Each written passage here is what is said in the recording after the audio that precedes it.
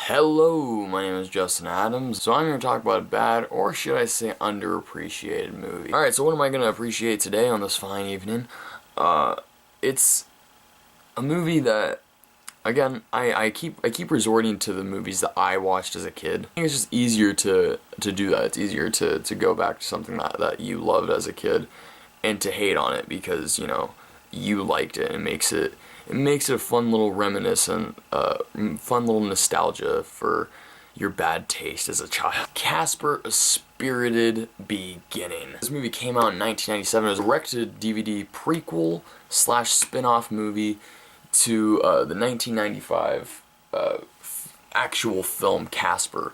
Now, I like the first Casper. I think that's actually really good. I think that it's a funny, not only funny, but it's touching. It touches on the Casper character really well. It gives him a nice backstory. Him, and even though the little romance between Christina Ricci and Casper is a little weird itself, it's still a little sweet. It had a nice story to tell. It wasn't just like a bleh. Even though there are some stupid moments like the Eric Idle and I forgot who the girl was. This movie is the worst I can ever go. Like, I sat through the entire thing and I was like, I don't need to do this. No one's asking me to do this. I am doing this to myself and only to myself. And that makes it more sad. It's because I want to give you guys entertainment of me smoking weed and complaining about a children's movie. So guys, sit back, grab your weed, and let's talk about Casper, A Spirited Beginning. Yes. Now, to start things off, let's talk about the cast. This movie kind of just goes straight to it, you know, with what you're gonna be sucked into. First off, the guy that heads the cast is Steve Guttenberg. Make me sick. Thank you, sir. I make everybody sick. Steve Guttenberg. I said Burke. I don't know why. I don't know who he is. He's the guy that in the 80s, he was like, I compare him to, I'm trying to look around my room.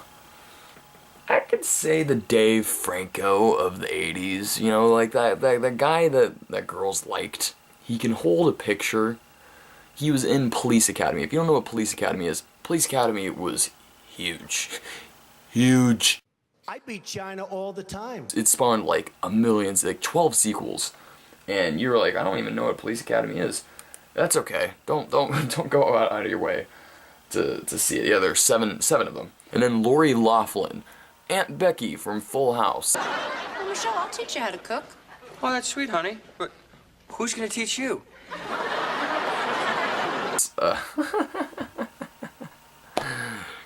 So far, so good. And then Rodney Dangerfield. I completely forgot that. I remember, maybe because when I was a kid, I didn't even know who Rodney Dangerfield was.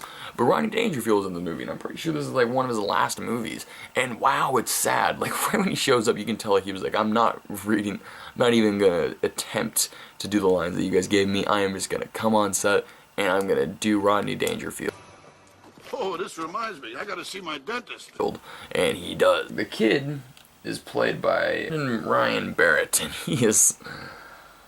there's not one good actor in this movie. Until after Casper came out in '95, that everyone was like, ooh, we need to get on this. And they just were like, not even try it, because the first Casper made a lot of money. Its budget was $55 million, and its box office was $287.9 million.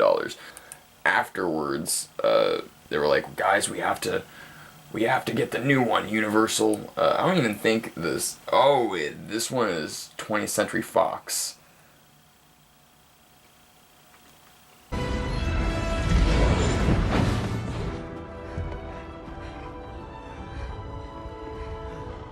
That totally makes sense. Fox is a long line of things fucking up. And so Casper, this movie starts off after the horrible credits. The movie starts off and and keep in mind that this is supposed to be a prequel. This is supposed to be an origin story of Casper and how he got to be who he is. Because the first one didn't give us enough backstory and enough depth on Casper. So Casper, he's on this train full of ghosts. And he's like, what? Where am I? And this is where you want, like, literally right when we get dropped in, man. You see the animation, just the piece of shit CGI that's all around you. And you're like, oh, holy fuck, man, what happened?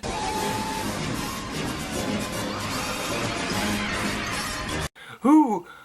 Did I mention Pauly Shore is in this movie, though? Yeah, Pauly Shore is in this. And welcome to our ghost train station. I don't think I mentioned that. He is. He's in this. Why? I don't know, but he's in it. Because everyone wanted a piece of the Casper, clearly. So Casper, he's completely unaware that he's a ghost. He's like, what's happening? Where am I? Huh? And he's not, you know, if I woke up in a train full of the most hideous creatures around me in a creepy train outside of some creepy shit, I would probably scream. I'd probably freak out. I'd probably be in denial. Casper is not in denial at all. He's like, whoa, I thought people only flew in dreams. His life before must have been shit. If he's literally like this sucks a little, but, you know, because I don't know where I am. This isn't bad. Where he stumbles off the train, and where the train is going to Ghost Central, and it's basically taking him to scare school. If you die, you go to scare school, you learn how to scare people, then you get set off into the world, and then you haunt people. Plausible, right? That's what kids, anyone that goes to church, you guys think that there's a heaven or anything like that? Nope. When you die, you just get straight back to school. You go back to school, you learn how to scare people, and then you get launched back into Earth, and then you haunt them. There's no silver lining, there's no golden gates, there are no wings, there's no man with a beard, just a shitty school, and then going back to Earth. Casper is kicked off the train. Later, dude. What are you trying to do? Kill me? And he literally just, boom, shows up in this town called Deedstown. Welcome to Deedstown. This looks like a quiet place. I hope someone here can help me. Deeds! Read us a card!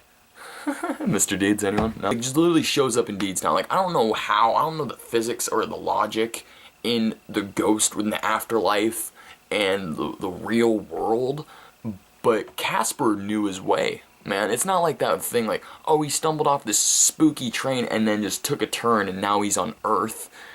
How does that work? No, it doesn't. It shouldn't be that easy. So Casper still doesn't know that he's a ghost. He's trying to go around. He's like, hey, how's it going, guys? And everyone's scared of him. Everyone's like, ghost! Hey! What's going on? Ghost! It's all horrible, dude.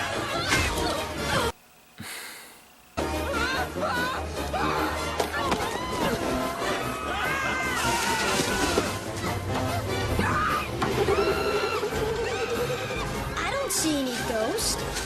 Meanwhile, Casper is discovering his origin, what he's become. He's meant to come to... What is the point of Casper? Is he supposed to give a good name to ghosts?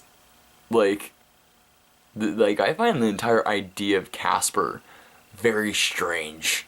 So there's this kid. His name is Chris Carson. Horrible. This is Captain Carson speaking. Your uniform of the day is, the X-Files t-shirt. Horrible. He's a loner. He's obsessed with ghosts. No one likes him. He gets bullied. His asshole. He works a lot, and he demolishes buildings.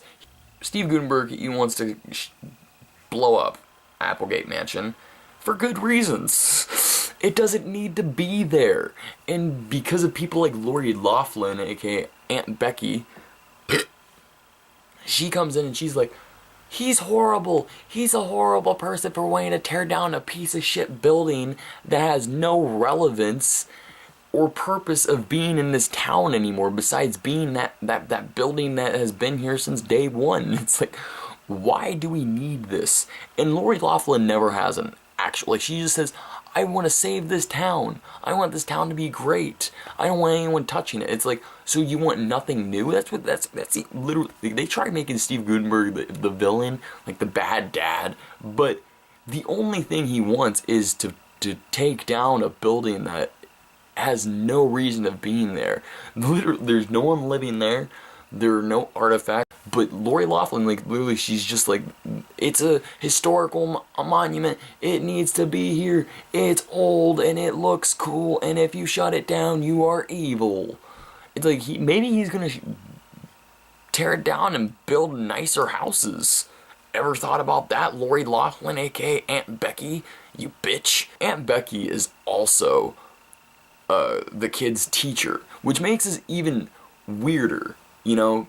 Like, why is she teaching schools? Why is she teaching this kid anything when she goes around and she starts riots because people are trying to tear down piece of shit buildings that we don't need anymore? How is this girl, who is running the School of Deedstown? This movie really makes me want to shoot myself in the face.